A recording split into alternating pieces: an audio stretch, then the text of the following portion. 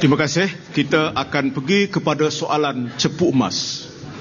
Saya akan minta Datuk Seri Anwar menanyakan satu soalan kepada Datuk Ahmad Sabri, dan kemudian Datuk Ahmad Sabri akan menanyakan satu soalan kepada Datuk Seri Anwar. Saya mulakan dengan Datuk Seri Anwar menanyakan soalan kepada Datuk Ahmad Sabri. Saudara Datuk Sabri, siapa yang bandingkan Malaysia dengan Venezuela dan Iran? Harga dia 10 sen, 15 sen, 16 sen. Soalnya kita bandingkan Malaysia sebagai negara pengeksport minyak, dan kita dah bagi perkiraan bahawa kenaikan yang mendadak itu membebankan rakyat dan menyebabkan kemerosotan, kemelesetan ekonomi negara.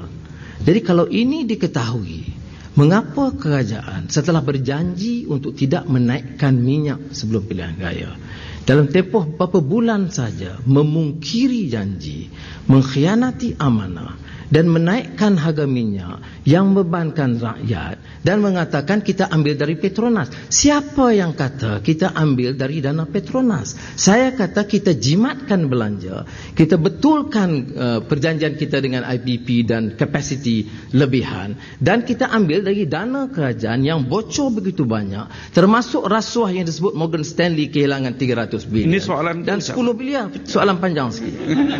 Okey, 10 bilion. Jadi saudara, saya cuma nak sebut begitu. Mengapa gunakan media, termasuk media rasmi sebagai amanah, memutarbelitkan kenyataan kita?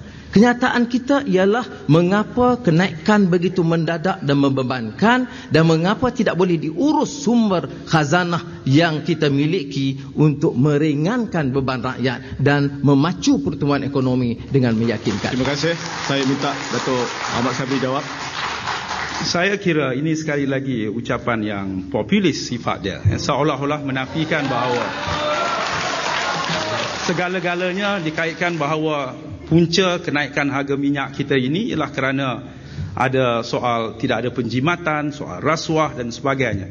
Ini boleh kita terima sekiranya kenaikan harga minyak negara kita adalah sesuatu yang terpencil daripada negara lain.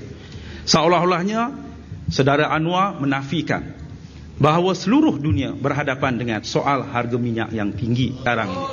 Seolah-olahnya dikatakan bahawa minyak mahal hanya di Malaysia sahaja. Ini sama saya katakan seperti dalam tahun 74 dahulu. Saudara menggerakkan massa, menggerakkan mahasiswa. Menggerakkan mahasiswa mengatakan ya orang kaya raya, orang miskin, papa kedana. Sedaplah kita bercakap waktu itu, bercakap betul tentang orang baling pada waktu itu. Tetapi pada waktu yang sama kita rasakan bahawa Saudara Anwar waktu berada dalam kerajaan tak selesai pun tentang soal orang balik. Bercakap mudah dalam soal ini. Sebab itulah sebahagian daripada masalah yang kita ada. Soal IPP ialah semasa zaman Saudara Anwar berada dalam kerajaan. Susah kita nak ubah kontrak-kontrak yang ada sekarang ini kerana antara kontrak itu dipertahankan sewaktu Saudara Anwar berada dalam kerajaan. Saudara Anwar kata media suka memutarbelitkan Anwar berada dalam kerajaan diberi peluang yang begini pada seorang pemimpin pembangkang. Saya rasakan bahawa kalau mengikut cara Saudara Anwar sewaktu menyelesaikan masalah krisis keuangan dalam tahun 97, memilih cara yang digemari oleh IMF pada waktu itu yang menjerut rakyat dan tidak pernah pun dicakap tentang kita membuat tentang kepentingan rakyat. Kadar bunga dinaikkan dengan cara yang cukup tinggi pada waktu itu. NPL dipanggil daripada 6 bulan kepada 3 bulan. Ramai peniaga kecil, SME dan sebagainya bankrupt disebabkan oleh Saudara Anwar. Kita bercakap mudah bila kita di luar, tetapi hakikat sebenarnya tak semudah yang kita dapat kita hayati dalam keadaan yang sebenarnya dalam negara kita pada hari ini. Tetapi percayalah, bila saya katakan tadi, percayalah sebagaimana yang saya katakan tadi, dalam kesusahan yang ada sekarang rakyat cukup makan. Kalau disebutkan tentang soal kebocoran dan sebagainya, kita cubalah lihat, kita cubalah Saudara Anwar pergi lihat bandingkan statistik yang ada sekarang ini, semua negara-negara yang dianggap murah minyaknya juga mengalami keadaan inflasi yang tinggi, kecuali boleh dibuktikan satu negara yang memberikan subsidi yang tinggi, inflasinya tidak berlaku. Tunjuk dan buktikan. Iran, Venezuela, Saudi Arabia, Qatar, semua ini negara-negara yang murah minyaknya tetapi inflasinya adalah jauh lebih tinggi daripada Malaysia ini.